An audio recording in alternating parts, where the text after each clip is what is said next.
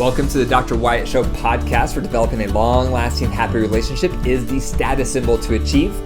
And following my 6 marriage steps is a path to help get you there. I'm your host, Dr. Wyatt Fisher, a licensed psychologist specializing in marriage counseling. Remember to join me for my live office hours Wednesdays at 12 noon Mountain Standard Time. You can join me on Facebook, Instagram, or YouTube on my channels. This is a chance for you to pick my brain on any questions you have about marriage or romantic relationships.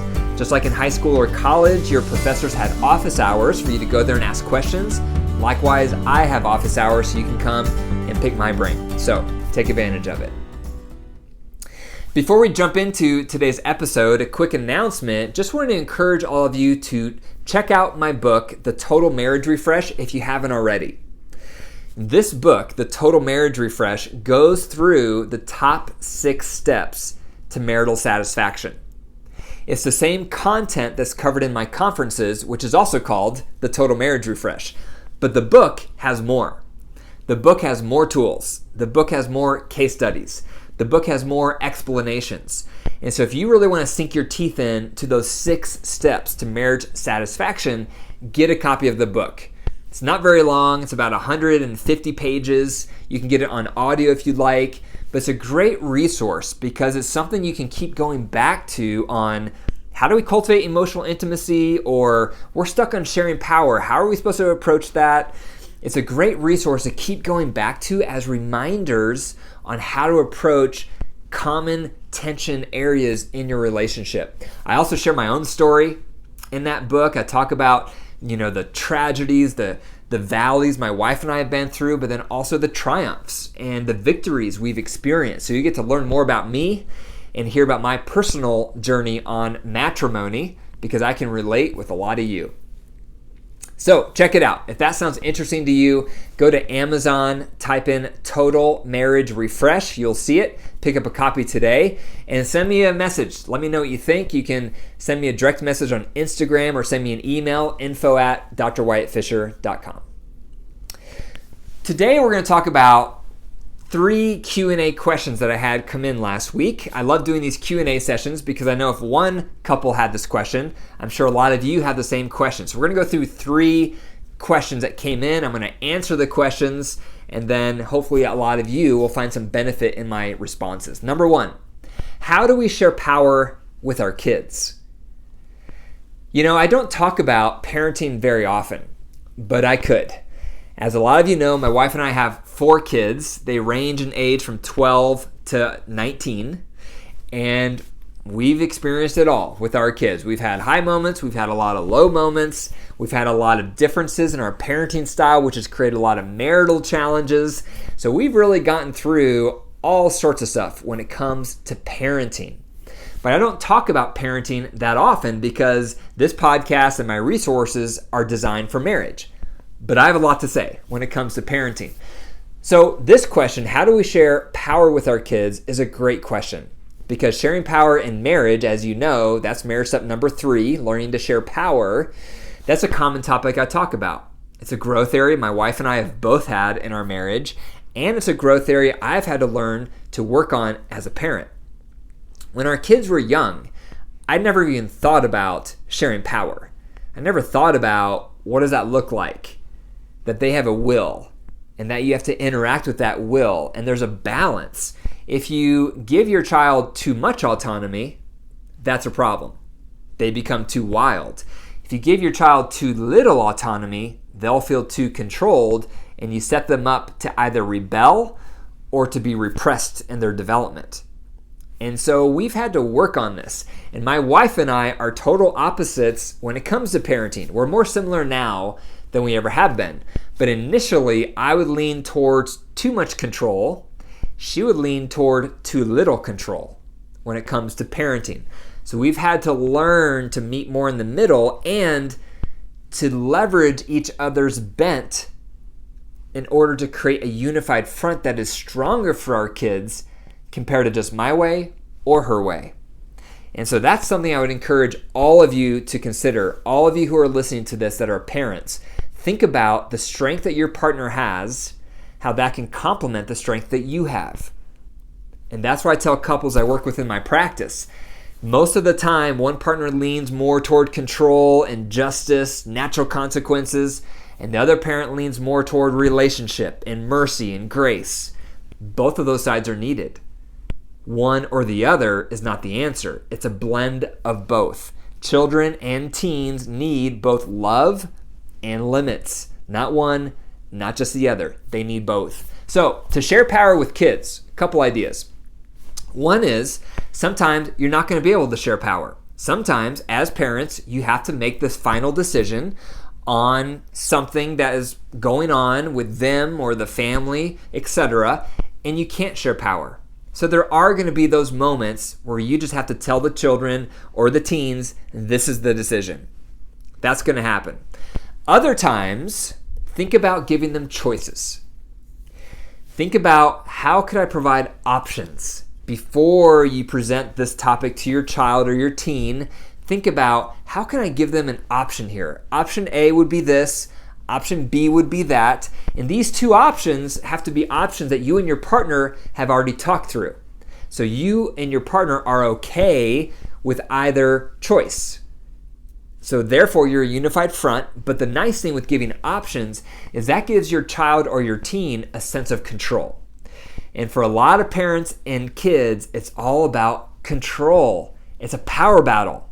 The classic scenario for raising teens is that parents are frustrated that they're losing control, and the teen is frustrated that they don't have more control. It's all about control. Or at least a lot of it is about control. So if you give them options, option A or option B, that's a great way to help them feel like they have more control.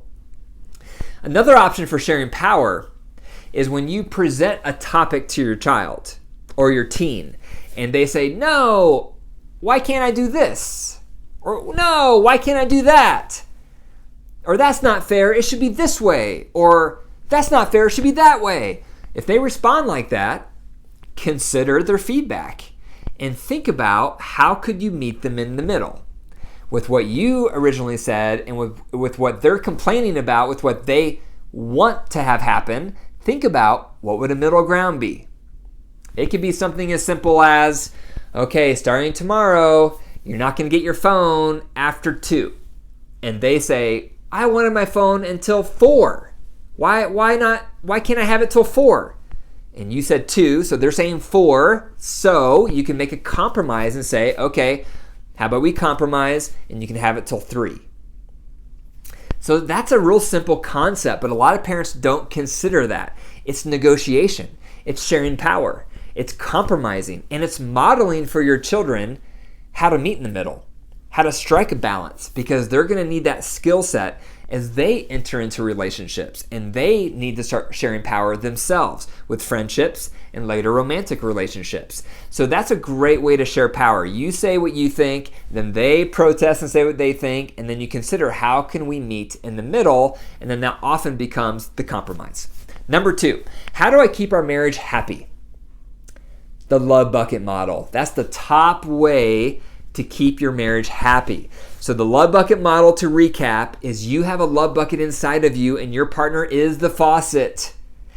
So in the beginning, they had that faucet full blast. They were splashing water into your bucket, doing the right thing, saying the right thing. So your bucket got really full.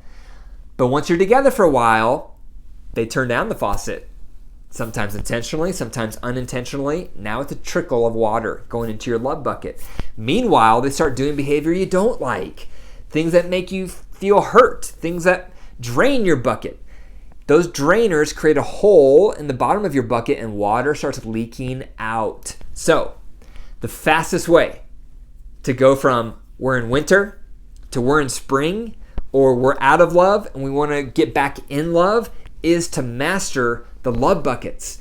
Because the goal for all of us to become irresistible is to learn, how can I fill up your bucket by doing all those fillers you desire to feel loved and satisfied, while I'm eliminating and reducing all of the drainers I do that make you feel negative toward me.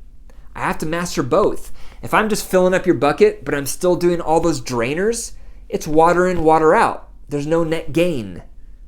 Therefore, for me to become irresistible and for you to become irresistible, you have to master both. You have to master, how do I fill up your bucket while I stop draining it? You do that long enough, your partner will fall back in love with you. And that's how you sustain a happy marriage. This is the Keep the Glow app. A lot of you are already using the app, which is super exciting. Keep the Glow. Look it up on the App Store, the Google Play Store, wherever you get your apps. You can download it today. It's free for 2 weeks to try it out. But that app will train you on how to keep the love buckets full in your marriage. You need it. You need that app. And then it sends out daily reminders, or every other day reminders of the mindset.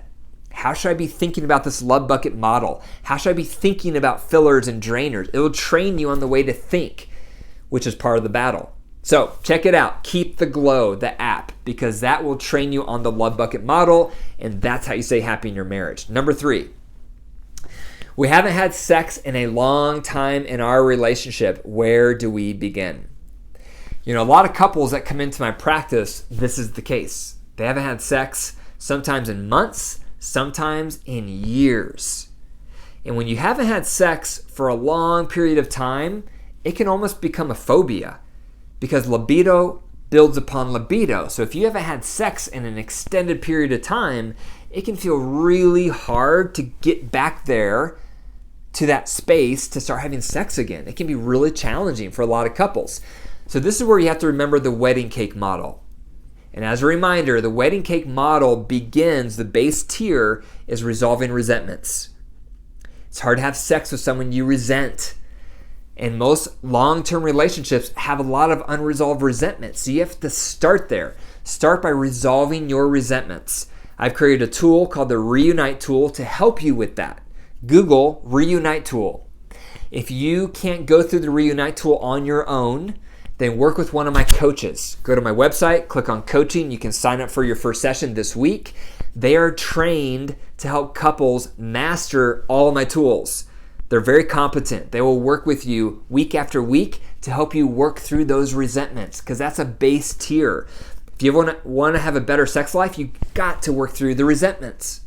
Next, the next tier in the wedding cake model, you start building the friendship. This is where you start having your head-heart checks. This is where you start having your mini dates. This is where you start having some affection. You have to build back the friendship, because it's also hard to have sex with someone you're not friends with. You have to build the friendship. When that's going well, then start having some sensual time. This can be added to your mini dates. And sensual time can be as simple as, let's just lay down on our bed and cuddle. Let's just snuggle for a while. Or if you really want to take it up another notch, let's have a sensual massage where we take turns being the giver and the receiver. Then after that sensual time, if you're both open to erotic touch, you can transition to that. And when you're in that sphere, that's the top tier of the wedding cake model, remember that there's options. Approach sexual contact as a buffet, not a main course or nothing. And what I mean by that is, think of all the options you can have with sexual contact. You can make out. You can have activity, everything above the waist. You can masturbate one another. You can have oral sex. You can have everything, including intercourse. There's options. But when we're married for a while, we start thinking it's intercourse or nothing. And low libido partners will often choose nothing because they're not up for intercourse. However, if they know it can be approached as a buffet, then they have more buy-in. They have more voice and more choice. So they're going to be more likely at the end of that sensual time to consider, I'm open to this part of the buffet. Maybe that's just drinks and an appetizer. Or I'm open to a salad or a first course. Or I'm really charged up, I'm open to everything. Or let's just play it by ear. Let's just start here and see where it goes. So healthy couples, on average, have sexual contact at least once a week. And it's important for you to know that. It is important for a healthy marriage to have sexual contact once a week. Now, that may vary based on your age, your libidos, but that's average. If you're not having sexual contact on some level once a week, it's going to impact your relationship. Most likely, one of you is going to feel more detached. It's going to impede your emotional connection. So that's a goal to strive toward, to at least once a week have some type of sexual contact in your marriage. It's very important. And remember, sexual contact is a symbol. It's a symbol of your commitment. It's a symbol of your love, just like your wedding ring. That's why you wear a wedding ring. And it will bond you together physically, emotionally, spiritually. So you need regular sexual contact to complete the circle of connection in your marriage. You won't feel complete without it. So those are 3 questions that came through this week. So number 1, how do we share power with our kids? Number 2, how do I keep our marriage happy? And number 3, we haven't had sex in a long time. Where do we begin? Thank you for listening to the Dr. Wyatt Show podcast. If you enjoyed the episode, click the 5 stars, leave a review. And the best way to pay it forward is to text one person today about the Dr. Wyatt Show. Please do that to pay it forward. If this has helped you, it's going to help them, and it's a great way to spread the message of hope for marriages. For more resources, go to my website, drwyattfisher.com. And remember, your marriage is alive. So if you care for it and nurture it, it will grow. It will heal.